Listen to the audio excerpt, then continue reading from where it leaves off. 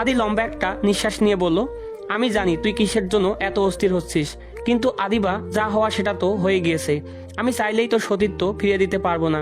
তুই সেদিন কেঁদেছিলি, কিন্তু আমি বুঝতে পারিনি। আমি ভুলে গিয়েছিলাম জোর করে সব করা উচিত না।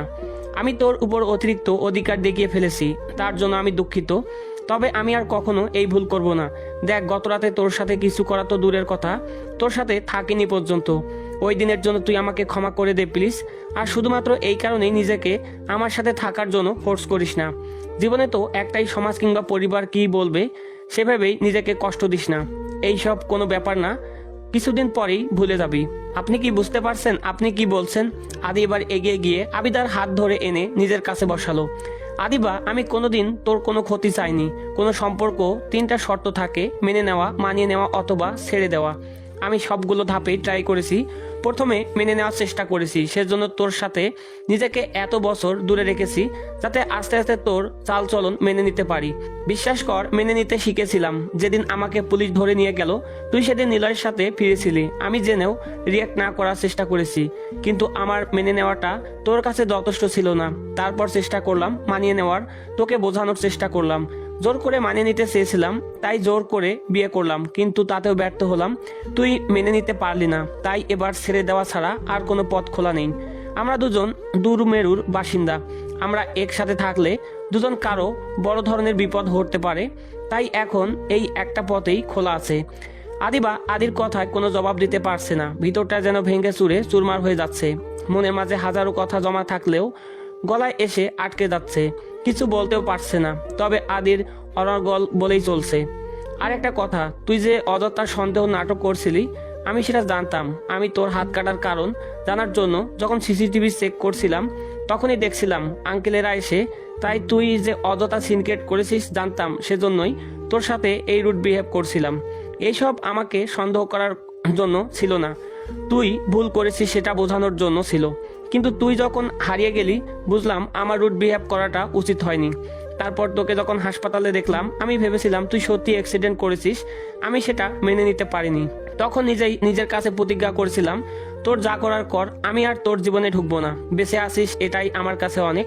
আমি কখনো তোর ক্ষতি চাইনি। সেই ছোটবেলা থেকেই তোকে ভালোবাসতাম, তাই যে বিষয়গুলো তোর জন্য ক্ষতিকর সেগুলো থেকে তোকে বিরত রাখার চেষ্টা করতাম। তুই ব্যথা পেলে শাস্তি দিতাম, যাতে পরের বার আবারও সাবধান হোস। সে যাই হোক, আমার ভালোবাসার পদ্ধতিটা ভুল ছিল, তাই এখন থেকে দূর থেকে চাইবো তুই ভালো থাক। বলেই আদি ওয়াশরুমের দিকে চলে গেল। আদিবা বুঝতে পারলো আদি তার আচরণে কষ্ট পেয়েছে, আর আদি সিদ্ধান্ত কোনো কারণেই বদলাবে না। আদি অলরেডি বের হয়ে আসলো। আদিবা অসহায় চোখে তাকিয়ে আছে দেখে আদি এগিয়ে এসে আদিবার মাথায় হাত বুলিয়ে মলিন হাসলো। তারপর কারো কাছে কোনো বিদায় না নিয়েই দ্রুত পায়ে বেরিয়ে গেল। আদিবা অসহায় চোখে তাকিয়ে আছে। আদি দ্বিতীয়বার ঘুরেও তাকায়নি। আদি বের হতে না হতেই অরিন ছুটতে ছুটতে এসে হাঁপাতে হাঁপাতে বলল, আদিবা আদিবা, ভাইয়াকে তুই যেতে দিস না, ওকে তুই আটকা, যে করেই হোক আটকা। আদিবা একবার বাইরের দিকে আবার অরিনের দিকে দেখছে। তাকিয়ে কি দেখছিস মুখ পুরি? ভাইয়া আজ তোকে ছেড়ে নয়, এই দুনিয়া ছেড়ে চলে যাওয়ার জন্য বের হয়ে গেল। অরিনের কথা শুনে আদির মা এগিয়ে এসে বললেন, কি সব আবল তাবল বকছিস অরিন? অরিন একবার চোখের পানি ছেড়ে দিয়ে বলল, আমি আবল তাবল বকছি না মা, দেখো চিরকুটে কি লিখে গিয়েছে। বলেই অরিন একটা চিরকুট এগিয়ে দিল। আদির মা সেটা পড়তে শুরু করলো।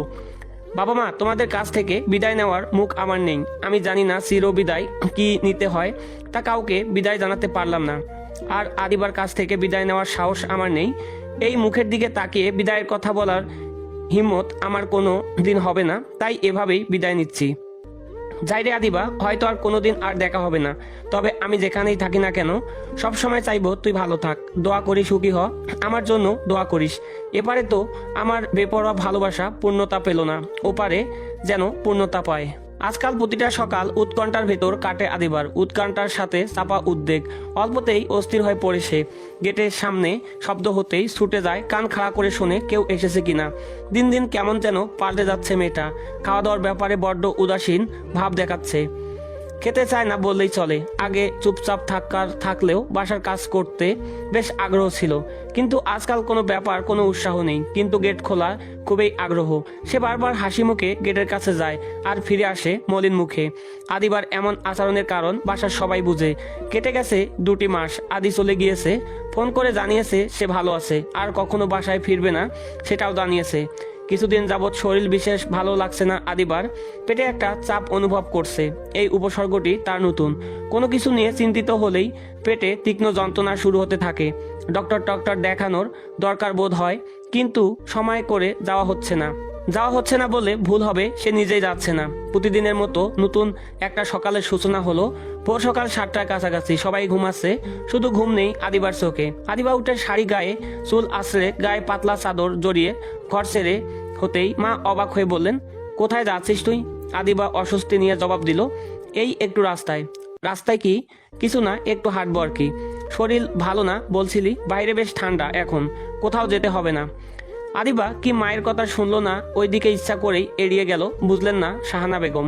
মেয়ে ধীর পায়ে হেঁটে বেরিয়ে গেল। আজ বহুদিন পর আদিবা ভোরের আলো দেখলো। কতদিন বাসার বাহিরে যাওয়া হয় না। সূর্য কেবল উকি দিচ্ছে চারিদিকে, কেমন কুয়াশা ভাব, সবকিছু ঝাপসা দেখাচ্ছে। রাস্তার ফাঁকা একটা রিক্সাও নেই। আদিবা পা বাড়ালো। অন্য সময় হলে লোকজনের জন্য হাঁটা মুশকিল হয়ে যেত, তবে এখন ফাঁকা।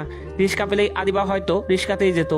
আদিবা হাঁটছে গন্তব্য পাশের পার্কে ঢুকে এগিয়ে গিয়ে বসলো কংক্রিটের তৈরি ব্রেঞ্চটাতে। কিছুক্ষণ জিরিয়ে দম নিয়ে ফোন হাতে নিল আদিবা। হাত পা কাঁপছে, ফোন করার সাহস হচ্ছে না। তবু আজ সে আদিকে ফোন করবে বলে মনস্থির করেছে, সেজন্যই এখানে আসা। বাসার সবার সামনে মন খুলে কিছু বলা যায় না। অবশেষে সকল জড়তা ভেঙে আদিবা ফোন করেই ফেললো, কিন্তু অপর পাশ থেকে কোনো উত্তর পাওয়া যাচ্ছে না। বেশ কয়েকবার ফোন করার পর কেউ একজন ফোন ধরলো। হ্যালো। কণ্ঠটা শুনে ভিতরটা ধক করে উঠল। থমকে গেল আদিবা। কতদিন পর আদির গলা শোনালো, কিন্তু নিজের মুখ দিয়ে কথা বের হচ্ছে না। অপর পাশ থেকে আবারও বলল, কে বলছেন? আদিবা এবার উত্তর দিতে পারলো না। কথা যখন বলবি না তখন ফোন করেছিস কেন? আদিবা দীর্ঘশ্বাস ফেললো। অবশেষে তাহলে দয়া হলো ফোনটা ধরার? আমি ফোন করেছি দেখেও ধরলেন না।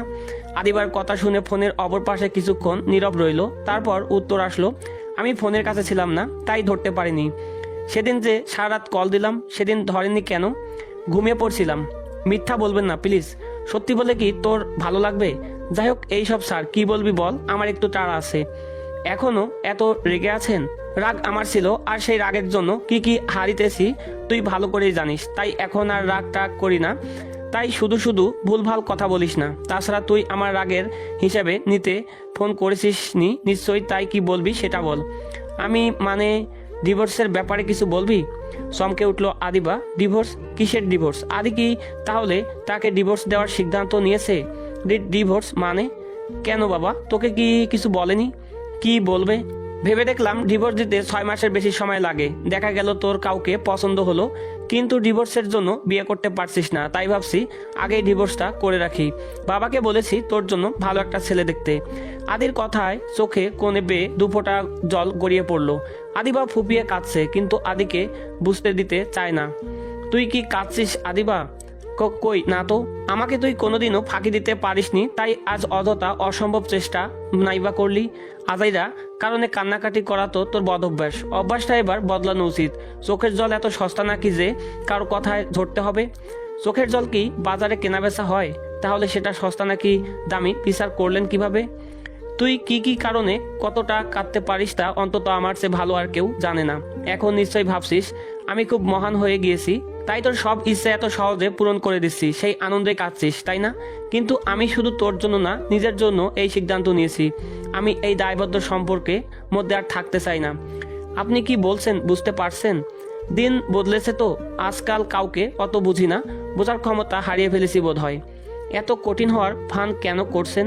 আমি ভান টান করি না, আমি এমনই, আর তুই সেটা জানিস। আমাদের একসাথে কাটানোর সময়গুলো ভুলে গিয়েছেন? ভুলিনি কিছুই, তবে ভোলা উচিত। এইসব মনে রেখে কোনো লাভ নেই, তাই ভোলার চেষ্টা করছি। পারবেন ভুলতে? না পারার কি হলো? মানুষ পারে না এমন কোনো কিছু নেই পৃথিবীতে।